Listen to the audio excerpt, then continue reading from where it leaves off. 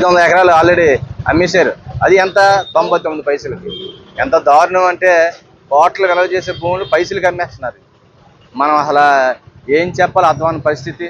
6000 మంది steel plant contract కార్మికులు దఫాలుగా అందరినీ తీసి ఎవరికి ఉద్యోగాలు లేకుండా, ఎవరికి పాపం కాపు నేస్తం లేదు, చెయ్యూత లేదు, చేదోడు లేదు, ఆటోలకి లేదు, మొత్తం గ్యాస్ సిలిండర్లు లేవు, ఫ్రీ బస్సులు లేదు, అన్నీ కూడా అబద్ధాలు చెప్పి వీళ్ళు సాగిస్తున్నటువంటి ఈ పరిపాలన మనందరం కూడా ప్రజల మధ్యకి తీసుకెళ్ళి వాళ్ళకి చెప్పడమే. చంద్రబాబు నాయుడు ఈ సంవత్సరంన్నర ఇంత బాకీ ఉన్నాడని, మీకు ఇంత డబ్బులు ఇవ్వాలని చెప్పేటటువంటి ప్రోగ్రాం ఇది. దీని మీద మా నాయకులందరూ కూడా ప్రతి నియోజకవర్గంలో కూడా ఈ కార్యక్రమం స్టార్ట్ చేశారు. ఆ విధంగా ఇప్పుడు 66వ వార్డు ఇవాళ నుంచి స్టార్ట్ అయ్యి ఇది ఒక నెల రోజులు ఈ కార్యక్రమం చాలా సిన్సియర్గా ప్రతి ఒక్కరు కూడా ఈ ప్రోగ్రాంని చేయాలని కోరుకుంటూ చూస్తూ ఉన్న ప్రజలు ఆనాడు మన జగనన్న ప్రభుత్వంలో కార్పొరేట్ హాస్పిటల్లో తగ్గు అక్కడ వెళ్ళి కూడా ప్రతి పేద బడుగు బలహీన వర్గాలందరూ కూడా బల్ల మీద గుద్ది వైద్యం చేయించుకునేటట్టు చేసిన ఘనత మన వైఎస్ జగన్మోహన్ రెడ్డి గారిది. ఈరోజు ఆరోగ్యశ్రీ వెళ్తే ఆరోగ్యశ్రీని మేము చెయ్యమని చెప్పేసి పంపిస్తూ ఉన్నారు.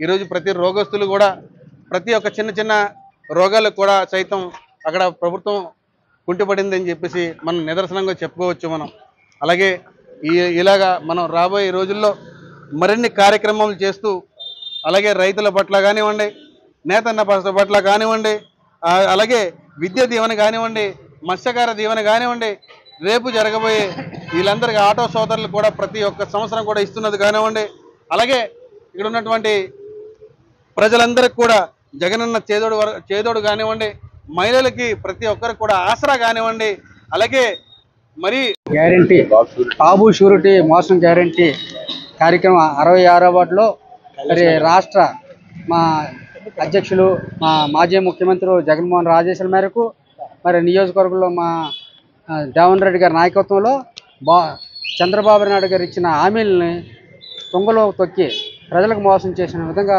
పరిపాలన సాగిస్తున్నారు. కాబట్టి ఈ షూరిటీలని అమలు చేయలేదు. కాబట్టి ఏడాది దాటిన తర్వాత కూడా మేము వేచి చూసాం. ఆ ధర్మిలా జగన్మోహన్ రెడ్డికి ఆదేశాలు ఇచ్చారు.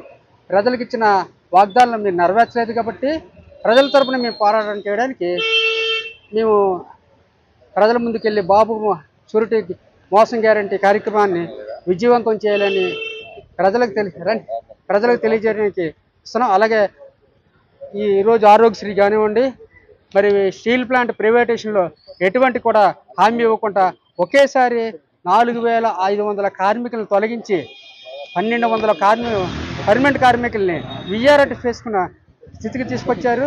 ఈ గాజువాకలో ప్రస్తుతం ఉన్న పరిస్థితి అంటే మార్కెట్ లేదు, వ్యాపారాలు లేవు, మరి పథకాలన్నీ కూడా తొంగలో తొక్కి కట్టడం వల్ల ప్రజల తరపున జగన్మోహన్ రెడ్డి ఆదేశం మేరకు ఈ నియోజకవర్గ దేవన్ రెడ్డి గారి నాయకత్వంలో మేము తిరిగి ప్రజలకు తెలియజేయడానికి నిశ్చయించుకున్నాం.